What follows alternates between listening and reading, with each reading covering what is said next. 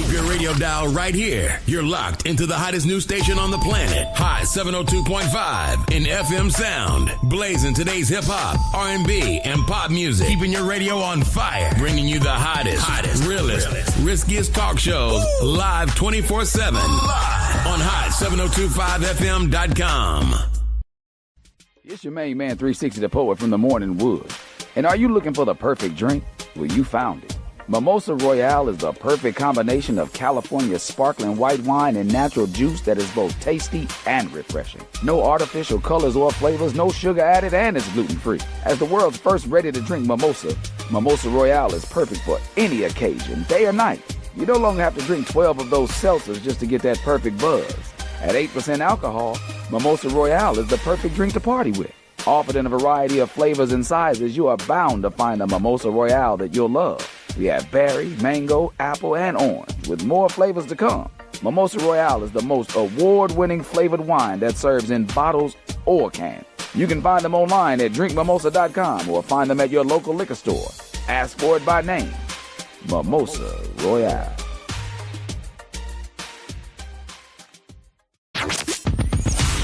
Hi. Hey. What's up? All your favorite artists. Check it out. Say my name. DJ Khaled. This is Mila J. Bruno Mars. On hot7025fm.com. Yo, it's Tavon Greatness Patterson. Want to listen to Hot 7025 on the go? Download the Hot 702.5 app on the Apple Store or Google Play Store if you got an Android like me. Let's get it.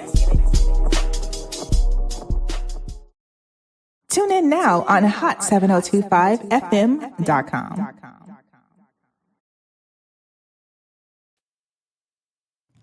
Welcome. We back for the first episode of the second episode of the Way Bigger Than Sports Show. It's Q-Mecca. Suge is out today, so it's just me, y'all, but we got a special guest in the building. We got Walter Williams, MS and LPC, coming to the show. We're going to talk about mental health of black men, relationships, how mental health and relationships correlate. Welcome to the stage, Walter Williams. Walter. Yes, sir. Thank you, Q-Mecca. Appreciate it. How you doing, brother? Doing well, man. Busy day, but I'm happy to have this moment to share with you. Yes, I appreciate it, brother. I appreciate it. So first, let's introduce yourself. What kind of therapist you are, where you from, a little bit of your upbringing before we get into the questions. No doubt, man. Born and raised Chicago, Illinois, on the south side to be exact. Grew up in the Wild Hunnets is what we called it. Roseland. Was fortunate to survive my community, but grew up in a community that was drug infested, crime ridden. Had a mother who was a drug addict and on the economic side of the drug game. So I saw the impact on both sides. Saw the ripple effect it had, my mother being in the game, my brother being in the game, my sister, and then me making a decision that wasn't a lifestyle that I thought would be best for me, just seeing the impact it was having.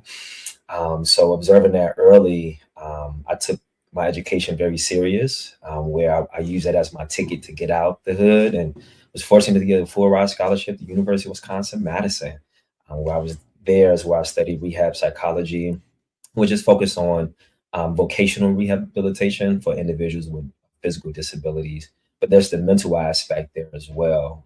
And in that program is where I found the language to describe all of what I had experienced and the things that I was doing to survive my neighborhood and community.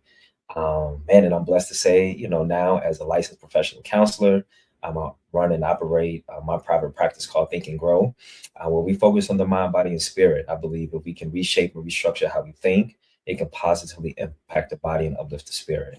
And then once we get that together, we can start talking finances, because when you feel good, sometimes you want to spend a little money, But in a nutshell, man, that's a little bit about my upbringing and how I've gotten to where I am now. All right, that's great. That was a great story and introduction.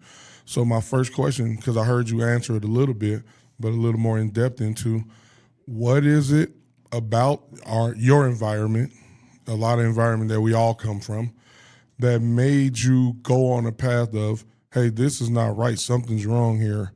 My brother, my cousins, my uncles, I see all of these people and the people around me, my friends, in this environment. What made you go the opposite way rather than the way that so many of our loved ones have went? Yeah, good question, man. I think I caught on early on the cycle that was happening in my family. And I made a decision, and I didn't, looking back, I realized that it was just an innate thing that I was blessed with. But it was the decision I made early on that that just wasn't a life I wanted to live, because I saw how the behavior and the decisions that was being made, what the outcome was being. So police kicking in the door, police raiding the house, family going to jail, which caused some disconnection, a lot of uncertainty, this fear that what happens if we get in Chicago's DCFS or Child Protective Services, and get taken away from the family. So early on, man, I was able to decide that I have to go the opposite way, because if my family keep doing the same thing and this is the outcome, I have to be the one that do something different to just see what that outcome would be. So really, it was an act of my faith that just led me down a different path, and really making a decision to not get caught up in that. I'll be lying to say I wasn't interested and even attempted to engage in the drug game as a boy, crazy as it sounds. But when I tried, man, me and one of my homies, we was trying to go in on something together. He still owe me some money to this day, by the way. But man, like I just couldn't. I was just so nervous, man, and all I could think about, if I get caught up in this, all I'm doing is perpetuating the same thing that my family's already doing. So at that point, I knew, like, okay, this not my lane. This not for me. So let me go do something that feels more calm, and something that I can control. Because in the environment, man, there was a lot of things I couldn't control. So early on, I was able to just shift my focus to that. What's within my control, and how can I manage and take advantage of that? And that was my academics and me keeping myself busy. Yeah, that's a great answer. I got maybe it's a two-pronged question. Sure. The first one is, we come from, because I come from the same neighborhood aspects you come from. We come from a aspect where when you choose to go the opposite of where everyone is going, your family members, your friends, they clown you. They say you weak. They say this, that about you. Did that have any effect on you, or did that happen to you? Did your cousins, your brothers, like, yo, what you talking about, man? You weak. Come out here and do this. Like, how did that affect you? Or was that the reason why you tried to sell drugs first, because of the peer pressure and influence of family members and so on? How did you handle that, and how was that? Was that a struggle for you, or was that not a struggle? And the second part is, how did your parents feel about it versus your brothers and your cousins?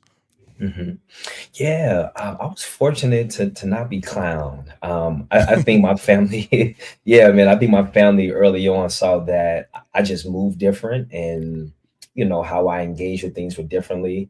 And my mom saw that in me early. She, her and my grandmother, and something my grandma, I never forget it. She challenged me.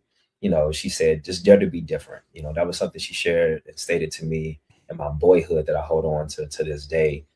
And I think a part of that convicted me. But thankfully, man, no, they didn't clown me for deciding to go a different path.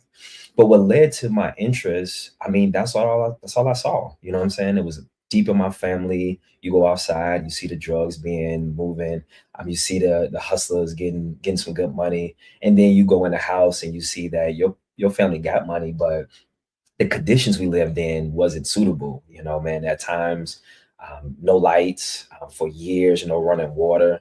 But people would have never known, because of the way I was able to present and still take care of the family to the extent that I did. But I'm like, let me try to make some money to take care of the family. As a lot of young boys at that time, and probably and even still to this day, I won't say probably, but definitely to this day, feel that obligation when there's no father in the home.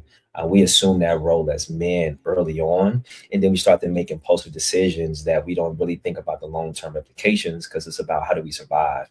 And if I see my mom struggling, my grandma struggling, I'm the only boy around because my brother's locked up.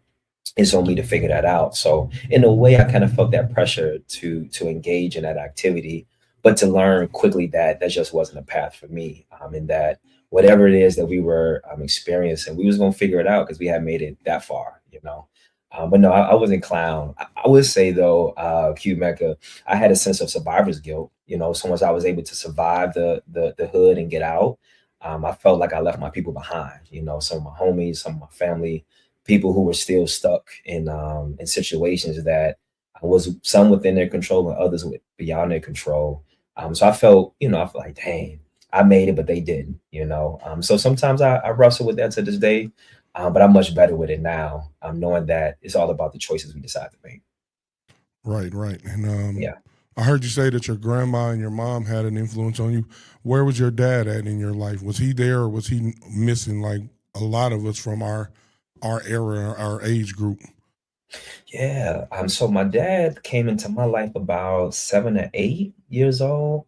So I always knew I Mm-hmm. had a father, but he was in denial of me because he was older. And Mm-hmm. he caught my mom slipping around the tavern and got caught up in some stuff, man. So my dad was a lot older, so he didn't think that to be specific, he was 65 years old when he had me. Oh, Um, wow. yeah, I know, right? I know. So he didn't believe that, he still had some juice in him to reproduce, and here I am. So he was in denial of me for some years until it was proven otherwise. So about 7 to 8, he came into my life, and we had a short time together. At the age of 14, he died, and didn't die from natural causes. He had a procedure, fell, hit his head, knocked himself out, and never came back. But in that short period of time, man, we tried to build the best relationship we could. But I was still a boy, so I didn't know the right questions to ask, the right topics to really engage with, because I was looking to him for guidance. And he wasn't as vulnerable with me on some of those things. I think once he realized that accepted that I was his son, he tried to, show up, and we built I would say we built a relationship, but it wasn't one of substance, if you will. It was enough to get us by. But beyond that, man, that was the extent of my relationship with my father. Okay, so when since he came into your life around 7 or 8, when he came in, you didn't have any resentment or ill will towards him. Did you just allowed him in, like, hey, this is my pops, come, let's build a relationship? Or because a lot of black men still to this day, old as we are or older, still have resentment towards their father not being there, and that causes some of our issues in our mental health and in our relationships. Yeah, that's a good question, man. Honestly, just thinking back to that time, I didn't carry any resentment, but I had a lot of questions. I had a lot of questions, but I didn't have the language at the time to ask those questions. And in the environment I grew up in, kids are supposed to be seen and not heard. So it was a Yeah. level of respect as well that I had to have. I think my grandma was a huge part of that, because she really advised me to not just reach out to him, because I need to go school shopping or because it's my birthday or whatever, but to really try to engage with him and get to know him. So we would have small talk, man, not a lot. So I credit her for me not entering that relationship with resentment. I would say some of my resentment came years later as I began to develop and from teenage into young adulthood. And I'm like, man, I wish I would have been able to just chop it up with my dad and understand things and get some of the history, recognizing the age gap, right? Get some of the history and the knowledge and experiences he had.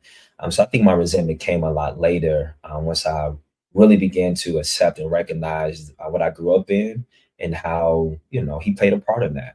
And so in college, man, I had got to a point where I had to get to a place of forgiveness, for him and my mom, so that I can move on with my healing journey and be the man that I was destined to be. Okay, and when in what you just said, what did that look like for you, um, when you started to? Because a lot of people out here wonder, like, why am I the way I am? When they don't know their father, when they don't know one half of their who they are, they always wonder, like, what? Why do I do this? Or why I'm not like my other siblings, or that have maybe they know their dad. What did that look like for you, coming of age? Because you said he died when you was 14, so like you graduating high school, going to college. What did that look like for you, not having a dad there, having a little bit of resentment? And it sounds like your grandmother, God bless her, she was a great woman to keep you Mhm. on a path of not just looking at your father as oh, he ain't nothing. He wasn't there for me. He denied me. Shout out to her for that, because that's important. Yes, Like you yes, said, you sir. give her credit for that. We also have to recognize that some parents, when they're the only parent there, they frame the child's father as the bad guy, and that's what the child is going to soak up and believe because they're only hearing it from one side. So shout out to her for that. Yes, sir. Yeah, man. I agree. I definitely got to shout out my grandma on that one. But what did it look like? Man, that's a really good question, Q-Mecca. I think there's a few components to it. If I'm understanding your question, it's uh, one, I was able to draw off the energy of other men that was around me. I was in sports, different clubs. I was in church. So I was able to draw off the energy of men who in a way I aspired to be, like the way they carried themselves, the way they spoke, the way they dressed. So I just began to take notes and emulate what I began to see. Again, not fully knowing the depths of it, but I know that I'm a boy and will soon be a man. So if my dad is not here to give me this direct guidance, how can I begin to use my environment to influence me? So that was one way that I began to do that. In that same vein, I use that same approach to think about what not to do. So I watched how men engage with certain people, how they moved, watch how guys was being snakes and backstabbers in the street. I'm like, okay, I see what that gets you. So that's a route that I don't want to go. So I had this perspective and this way of just using what I was seeing to either influence how I moved or to help me to shape and shape my behavior in a way that I thought would help me just move a little closer and not go down the path that I was seeing. But that's one way, man. Go ahead. I'm sorry. That's great. I understand that, and I see that. I have a lot of that where, even though I had my father, I have a lot of where I can look, and I try to tell my nephews and nieces this: hey, you can look at examples of everybody in your life and see what you like, what you think was a good result, and what you think wasn't a good result. And then you don't have to go through it. Yeah, exactly. So that's something that I think is you're born with, or something that we're all born with, but we don't tap into it based on our situations. And I don't know what makes the situation different or not, but in your experiences when you come across young boys or relationships with young men who didn't know their daddy and they hold the resentment and they have the strong feelings about them, or their mom or grandmother put the framing of that their dad ain't nothing or he's a piece of trash into them, how do you see that in your experiences, and then how do you have them cope with that? Good question, man. Yes, I do see that in my experience, and that requires a lot of unpacking and a lot of narrative shifting, because when our parents, the people who have influence in our lives say things, we hold on to it. That's why I had to shout out my grandma, right? She said something to me, I held on to it, and it made a difference in my life. The same on the negative side. We're told we ain't nothing, or we just like our daddy, or we won't be nothing like our daddies, and things like that, how that starts to become our belief system. We operate by that either consciously or subconsciously. So one way that I've supported young boys and men and women too, when it comes to it, one, encouraging them to get to know the person for themselves, because I think it's one thing to have another adult or parent to share their perspective, because parenting and the relationship that the parent had with the partner, they're not mutually exclusive, right? Marriage and parenting, Right. they're not mutually exclusive. You can be great at one and terrible at the other, and vice versa. So dismantling that. I'm also helping them to unpack these several identities that we have. Dr. Kimberly Wilkinson talks about the intersection of identities, how we all have multiple layers. So just as he's a dad, he's also a man, right? Whatever the man name is. So let's begin to engage with him or process this based on the man and his name versus the title of a dad. Because with certain titles come this sense of obligation and this sense of respect that needs to be, this reverence, etc. But when we could just look at him as a man, as a person with lived experiences, and begin to understand what he was experiencing, what he's going through. Can we have some compassion? Can we have some understanding or perspective that we may not have had, only view him as a dad? So that's one of the ways that I help folks, all of my clients, just kind of unpack that and begin to decipher. And I've seen it be transformational, man, in people's lives once they can just see them as man, see them as Charles or whatever the person's name is. And it just shifts the energy and allows them to process it from that lens versus, a father lens. And not that it doesn't matter, but it comes with a level of weight and it comes with a level of responsibility and a lot of hurt is there. But when we shift it, it opens up the portals to where we can really do some good work. Yes, I agree with that 100%. 100%. We sometimes only look at our parents as a mom or a dad, not realizing that they are a human being and they were one before we were born, and they're not perfect. We sometimes, I think parents don't understand the damage that they do to their children by acting like they're perfect, right? So I'm not saying that you shouldn't expose your children to crazy things. Of course, it'll be your discretion and age-wise how your child can understand this.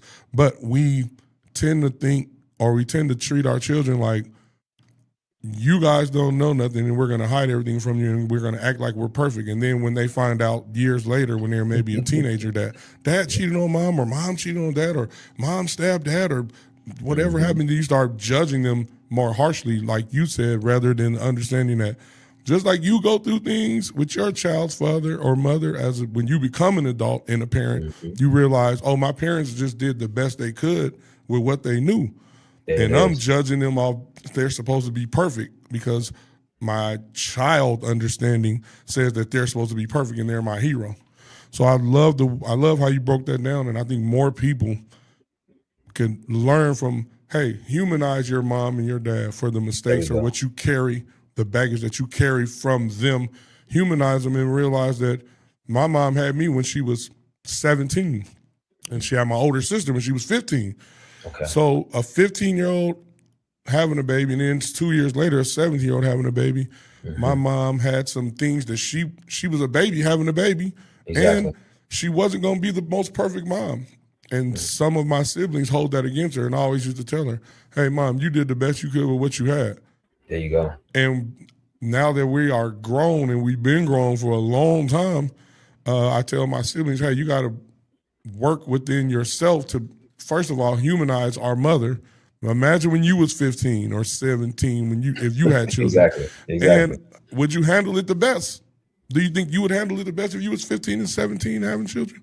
So that answer that you gave was very, very, very informative and important, I think. I appreciate that, man. If I could just add to it, when we think about resentment and the feelings we carry towards our parents, resentment is just toxic poison, because it's only you that's suffering from it, because our parents are going on and with their lives. Some of them aren't even here. Both my parents have transitioned. So me holding on to resentment only causes me to suffer, So I help, the folks I work with to start thinking about it from that lens. So why inflict self-pain like that, right? Why hold on to that poison? Because it's only going to kill you, period, right? And life is about living, not being stuck in a place that's no longer serving you. So I appreciate you sharing that, man. All right, I have a question for you. Me and my partner came up with it, and I think it's important. Let me find it. Now,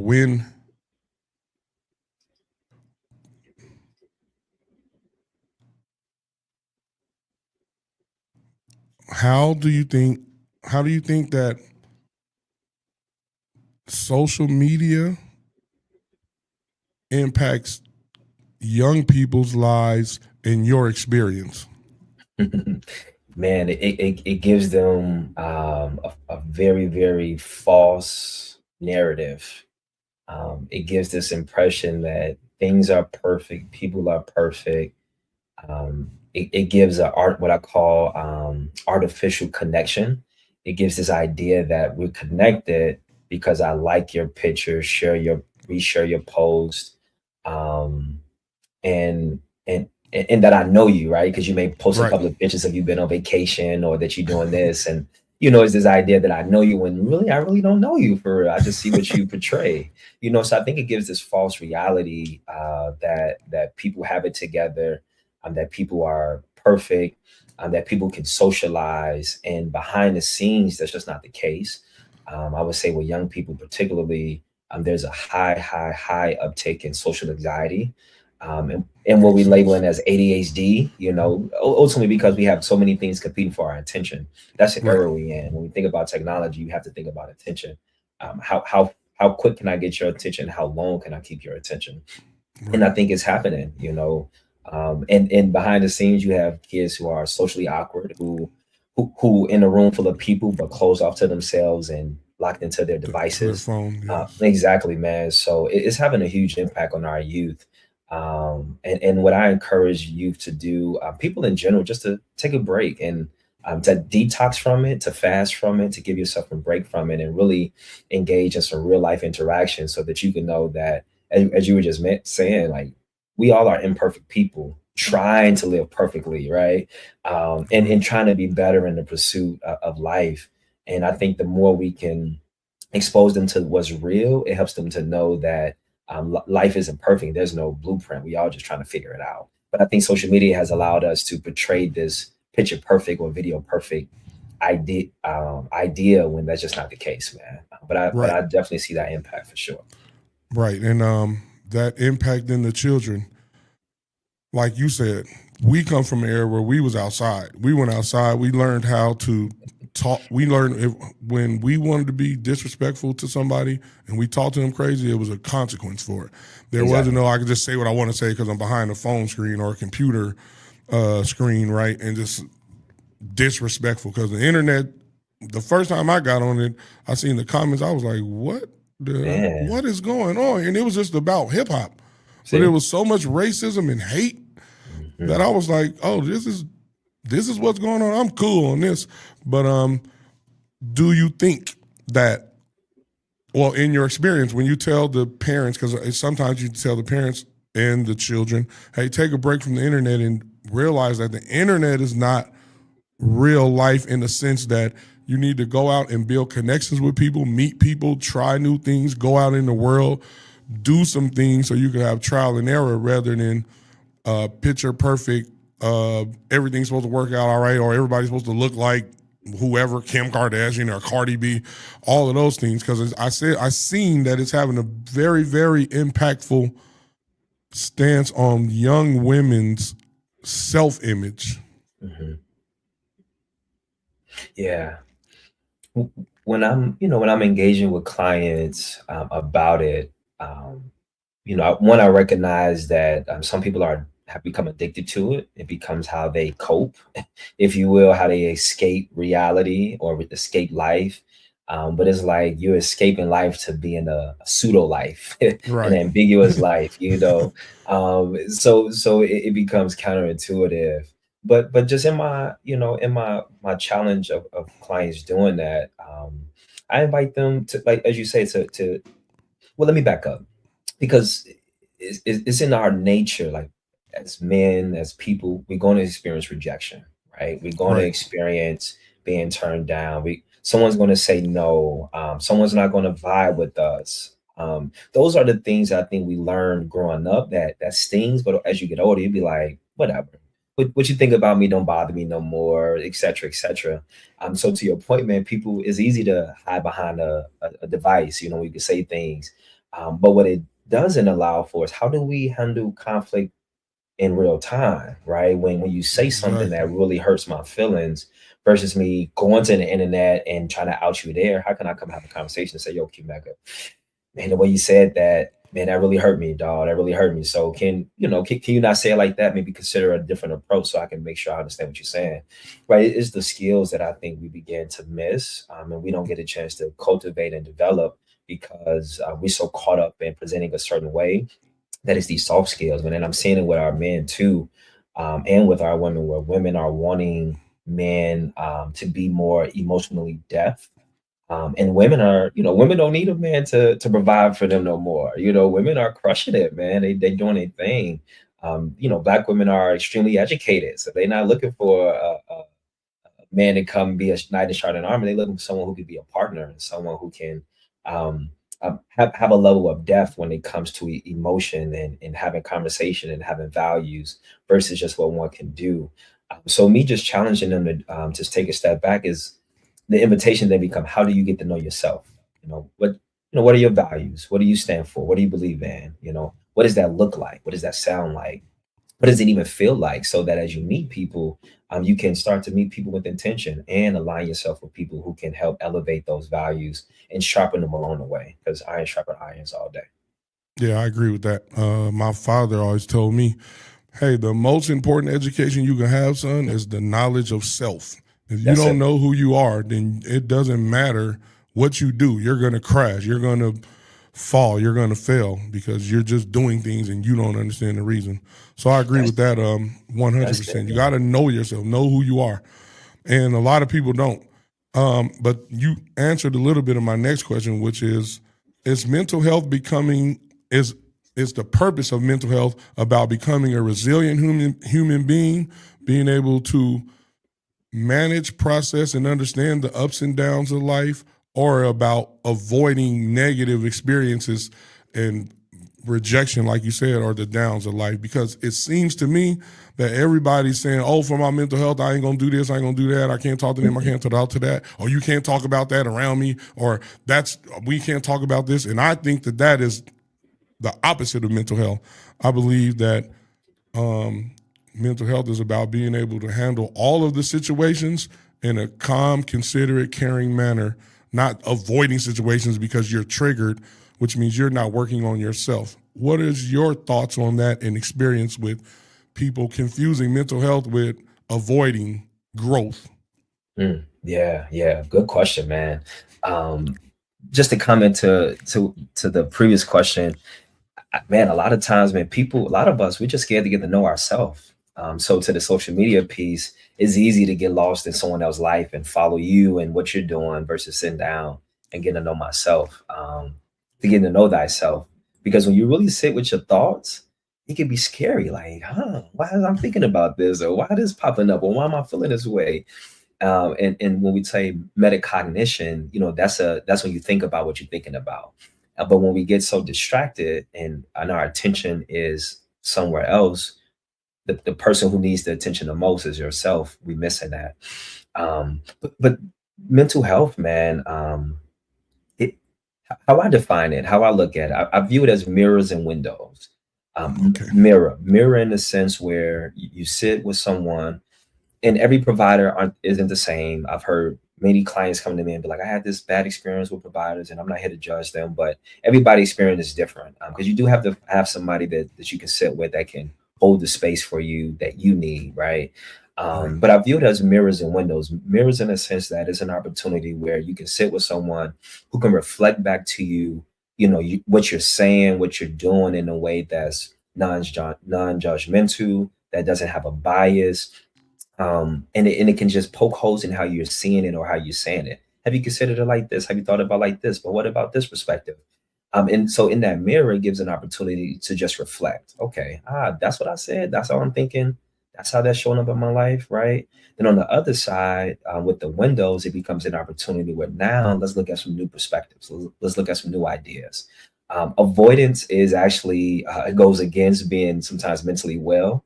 Because avoiding it isn't always the case. That's not always the coping strategy. Because sometimes you can't go around something. You have to go through it.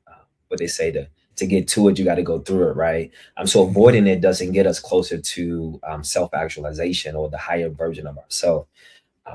So I think mental health is the opportunity to just sit with someone, to have some reflection, to be exposed to some new perspectives, some new ideas, and then to go, and here's what I believe the catch of it all is, and then take what you learn and apply it, right? As a provider, man, one of the biggest compliments that I get is when a client be like, yo, Walt, whatever, call me Walt, that's just me speaking freely with you, Q-Mecca. Like, yo, Walter, I tried this, or I did this, or I had some boundaries here, and it was this, that, and the other. And I'm like, Yeah, when they can reflect back to me something I said to them and they twisted it and made it their own and applied it. It's like, yes. So mental health for me, man, is being able to have that mirror, have that window, and then applying what it is that you're learning. And the other piece I'll say to it is just having a space to just dump, man. We carry a lot as humans. We carry a lot as people. We experience a lot in a day, let alone a week, a month. So if you can have a space where you can just dump some of those burdens that you're carrying onto someone else who can handle it, because the people in your close circle might not handle it, or you might not want to talk about some of it with them. Some of them might be the reason why you in therapy, anyways. You know what I'm That's saying? true. That is true. But I think having a place to dump, because I don't think is healthy to carry all the burdens by ourselves. And to me, that's a sign of becoming mentally well and taking care of our mental health. That's a great answer. On that topic still, I got a follow-up question for you. Sure. You being a therapist, do you have a therapist or do you have somebody to be able to dump when you feeling overwhelmed on? I do. I have a therapist. She's a great woman. And I lay it on her. I lay it on her. My wife, man, she's a great support, and we have some great dialogues and great talks, and she's a great support system for me as well.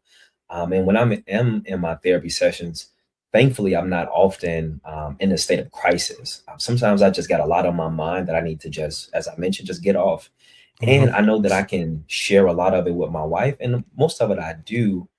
But being a partner and then listening to what she has going on, I'm like, I'm gonna hold this because I don't want to add to what you may be going through, right? So let me take it here, dump it, process it, maybe have some new language to share with you on it, or let you finish working through what you're working through, and then we can circle back.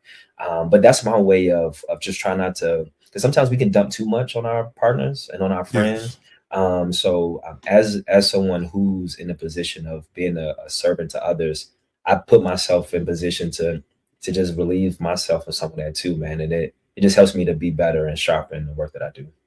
That's a great answer, and I like the honesty of it. Some people will be like, "Oh no, I'm a therapist. I wouldn't need a therapist," but you were honest about it, and that's a great thing. And all right, now I got some topics to ask you about your experience with working with. Do you work with like couples? Would you work with couples and have their therapy and their issues? Have you ever done that? Is that part of your experience? Yes, it is. I've worked with couples. Right. So when you work with couples, what do you think, or what do you come across the most as the biggest issues in the modern era with couples having issues that come to you? Yeah. That's a good question, man. I would say the common things that I've experienced so far, um, hmm, is so many. But just to keep it succinct, communication, right? I think it's a big thing. Being heard is one thing, but being understood is another, right? Right. And in communication, sometimes what I'm learning, and I'll kind of be gender specific, where some of my women clients with their partners who identify as male, they sometimes as men we quick to rescue, we quick to problem solve and offer solutions, and sometimes the partner just want them to listen and just hold space for them and hold some compassion. So that becomes a breakdown in their communication, a breakdown in trust, and a breakdown in intimacy. So how do we create a space where the men begin to develop the skill to just listen, and to listen with empathy and with some attentiveness, and reflect back what's being heard? Because not all the time people want their problem solved, because a lot of times we know the answers to our problems. We just need to get it out. So that's a common issue that I've encountered with couples. Another one I would say is sometimes the men just struggling to express what it is that they're experiencing and going through. Kind of like what I was just saying, because they don't want to put so much on their partners, and their partners like, tell me what's going on, talk to me, but they're like, so we start to cope in other unhealthy ways.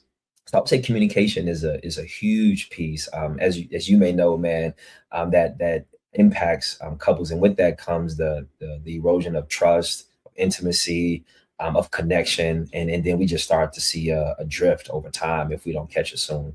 But in a nutshell, I would say that's the biggest piece that I'm often seeing.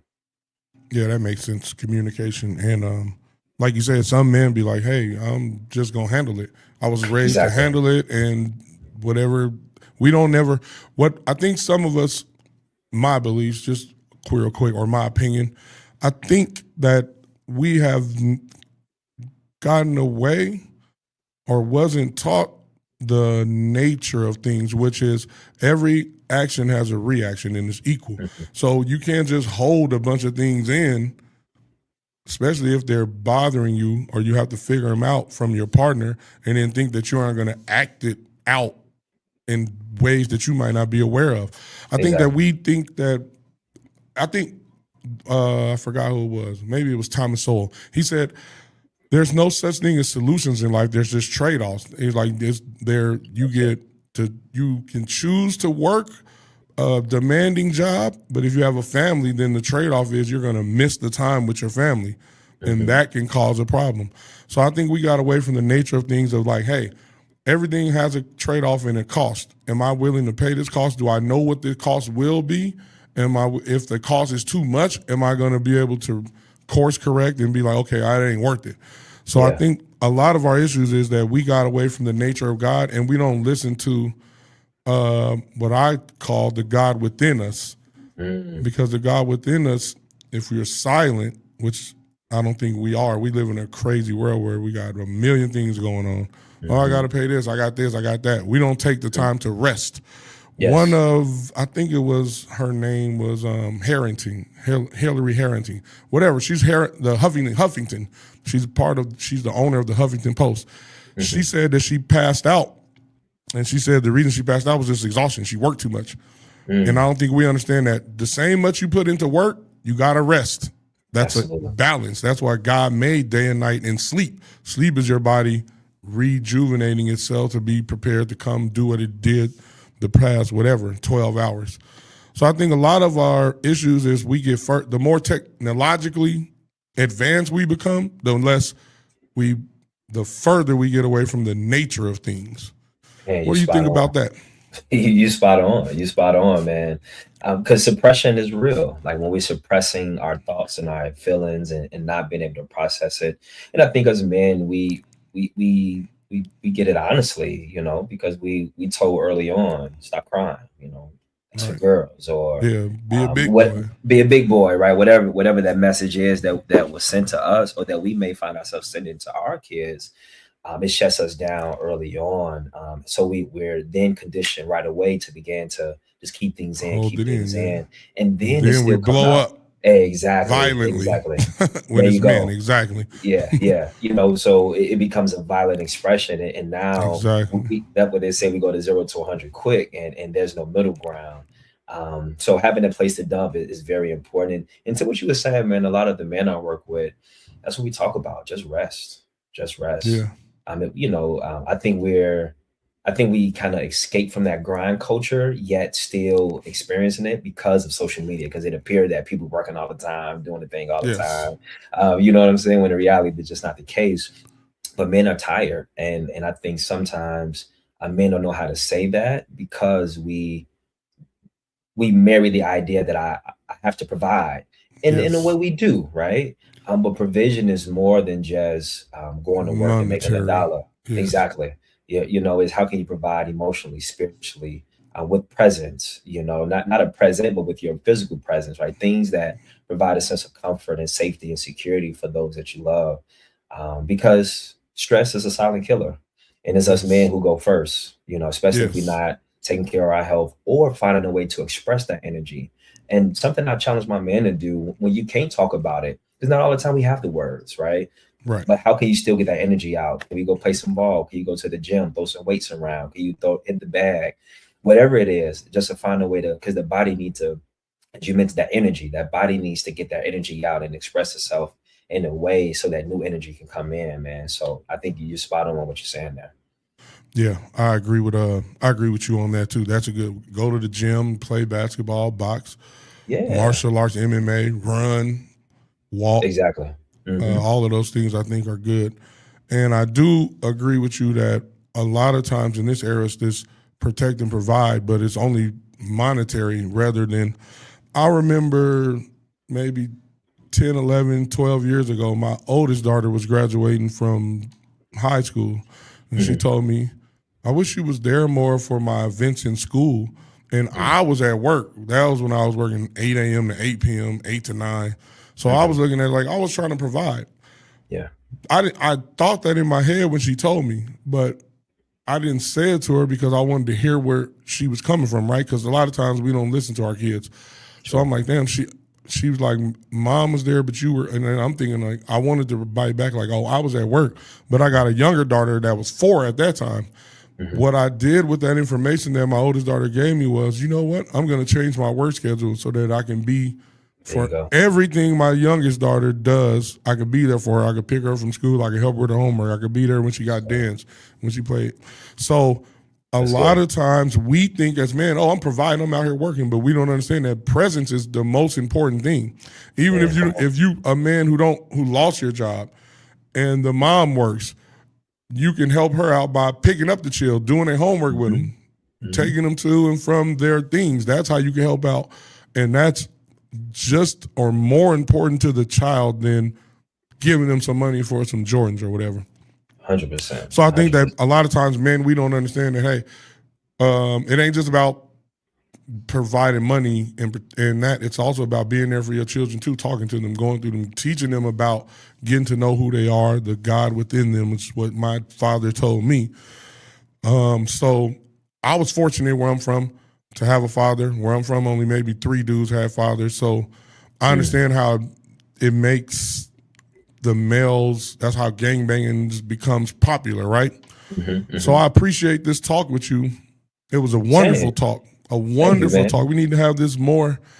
And I want to get your number because I noticed that they say a lot of bad things about Chicago in our news, right?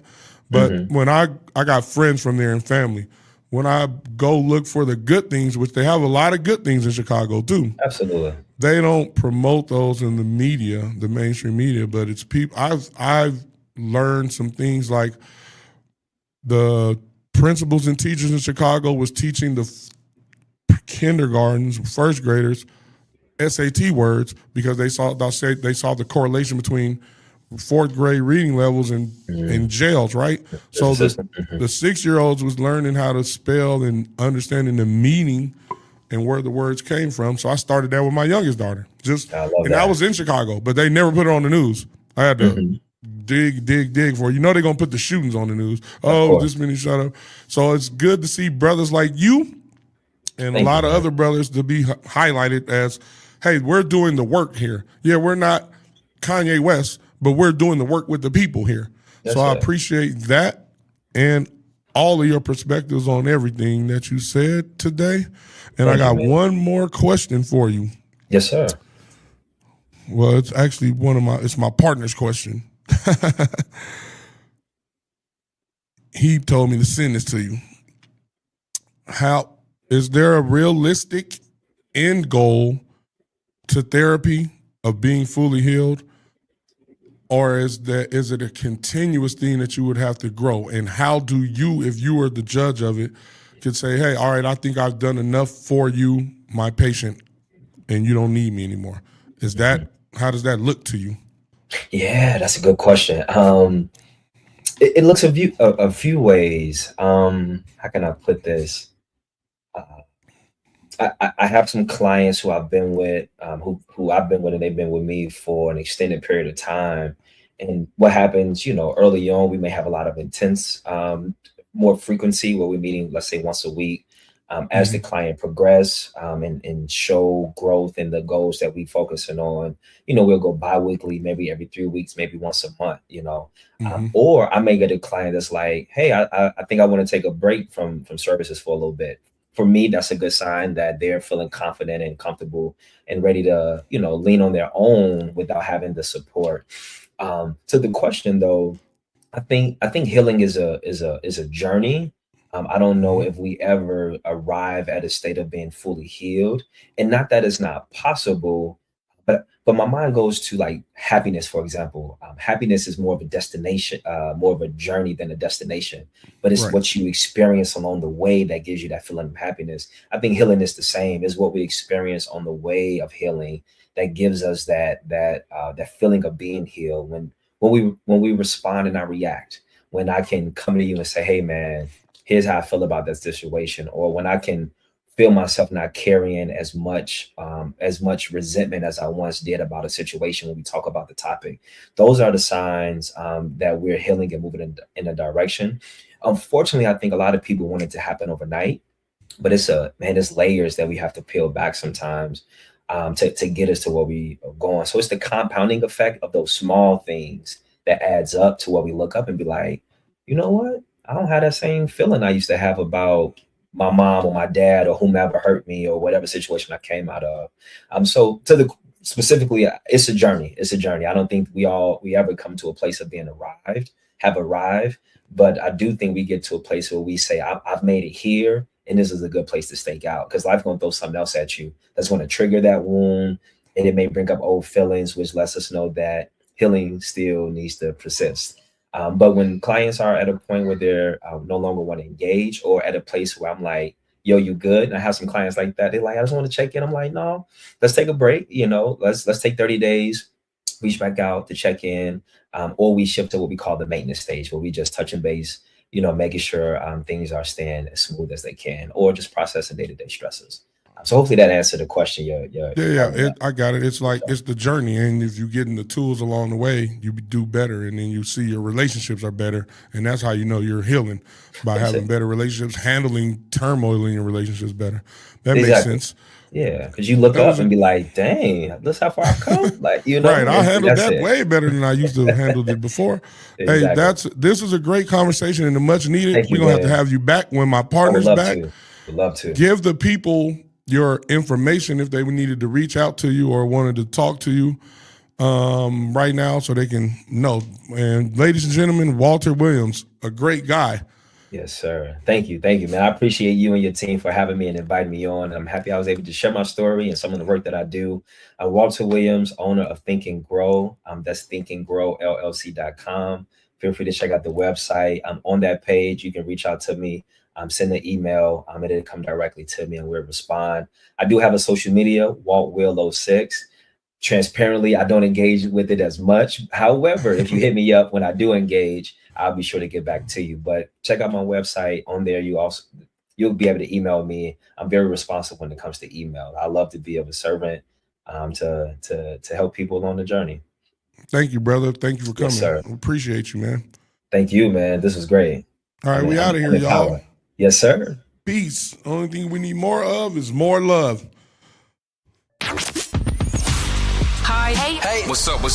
All your favorite artists. Check it out. Say my name. DJ Khaled. This is Mila J. Bruno Mars. On hot 7025fm.com.